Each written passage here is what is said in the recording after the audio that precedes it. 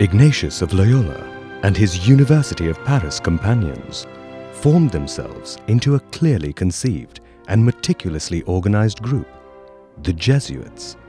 Ignatius was adamant about serving God, not principally in solitude or with communal prayer, but in helping souls, in meeting the human and spiritual needs of people. In that age of the dawn of printing, the Jesuits had a book of their own, the Spiritual Exercises, a rich and highly adaptable resource for a broad range of ministries. The life and spirit of the Jesuits are grounded upon and shrouded by two mystical experiences of Ignatius. One was at the River Cardona in Spain, an experience that impels Jesuits to see all things in God and God in all things. The other was at Las Torta, near Rome. God granted the prayer of Ignatius for the grace to be placed with Jesus Christ. Jesuits, though sinners, know that they are called to the companionship with Jesus Christ. From its earliest days, the Society of Jesus was marked by men going out to non-European cultures to bring the good news. Francis Xavier, and a little later, others like Matteo Ricci in China and Roberto Di Nobili in South India, pioneered a new way of presenting the Gospels in a de-Europeanized way. The ideal of inculturation was established. By the time the order was suppressed in 1773, the number of colleges had grown to more than 800, all part of a system of integrated humanistic education that was international and brought together in common enterprise men from various languages and cultures. Among these Jesuits were some of the most distinguished mathematicians, astronomers and physicists, linguists and dramatists, painters and architects, philosophers and theologians, including what today would be called cultural anthropologists. Responding to the gospel imperative and to the societal needs of the time, Jesuits have had a history of creative and challenging ministries. They established homes for liberating and rehabilitating the commercial sex workers and their daughters, homes for orphan boys, for orphan girls, for the elderly poor, and homes for prisoners. One of the remarkable achievements in terms of adaptations that the Jesuits made was in China during the 17th and 18th centuries, led by Matteo Ricci. While previous missionaries had condemned these as pagan and irreconcilable with Christianity, Jesuits analyzed the composition and meaning of every Chinese ideogram and adopted them as cultural manifestations. Still, the controversy continued, and various popes banned the adaptation again and again. Jesuits obeyed, which cost many of them their lives.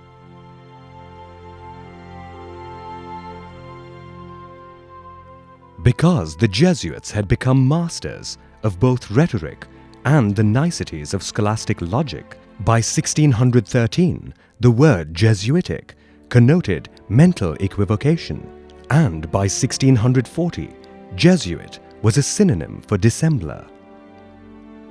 From the rational and scientific points of view of the Enlightenment of the 18th century, religion was an authoritarian evil to be repulsed, and the Jesuits were judged as the preeminent embodiment of that evil. It was the political influence of three countries in particular, France, Portugal, and Spain, that manufactured the near universal suppression of the Jesuit Society in 1773. Portugal had already exiled the Jesuits in 1758.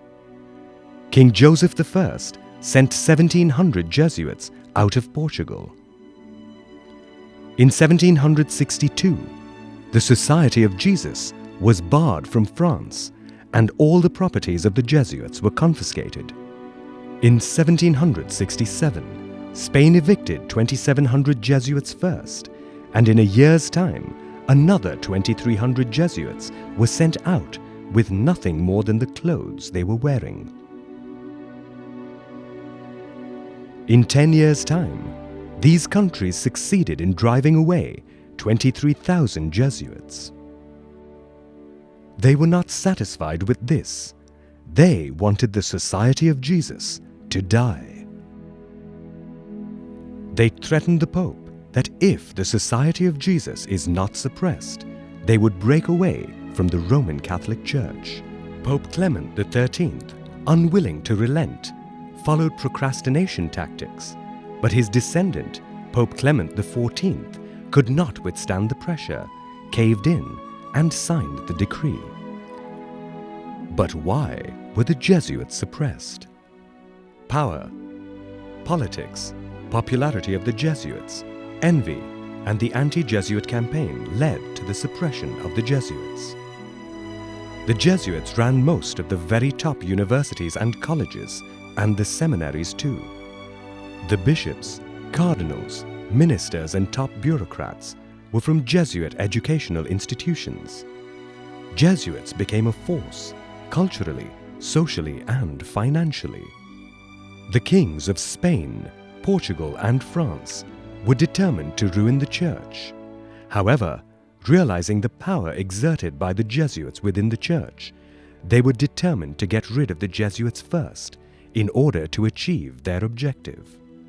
Manuel de Roda, the architect of the Spanish suppression, wrote, "We have killed the Son.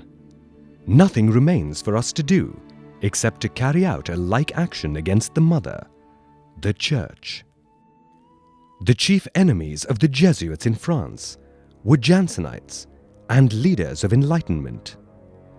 Voltaire spearheaded the vehement opposition to the Jesuits.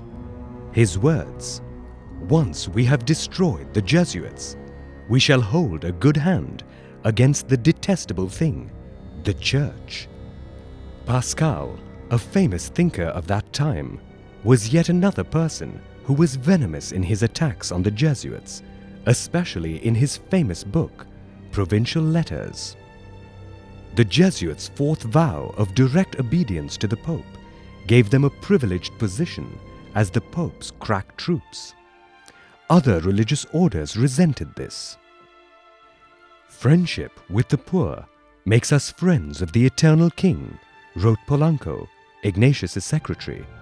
What Polanco did not foresee is that it does not endear them to kings of this world.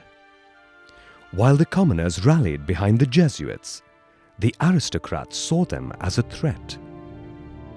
Due to their popularity, they also failed to toe the line with the state.